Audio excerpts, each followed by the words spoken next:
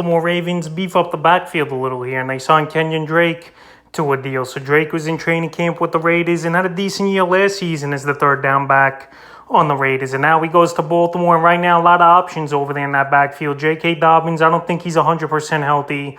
Mike Davis is over there as well. Gus Edwards, he's banged up. And now you add Drake to the mix as well. So last season here for Drake, 254 rush yards, 2 touchdowns, 30 catches, 291 receiving yards, and a receiving touchdown. So I think early in the season here, if J.K. Dobbins isn't ready for this backfield here in Baltimore, right now, reports are coming out with him that there's still a chance that he's not going to be ready for the first few weeks of the season. And now with Kenyan Drake signing, it looks like those chances have just gone up a little bit more as well. So right now, Kenyan Drake, I think, could have a role on this team with Mike Davis getting early down and short yardage work early in ball games, and Kenyan Drake coming in on third down and passing down. So right now in fantasy leagues, I'd take Kenyan Drake late in my fantasy draft here in the upcoming week here before the season starts, because I think he's going to have a role.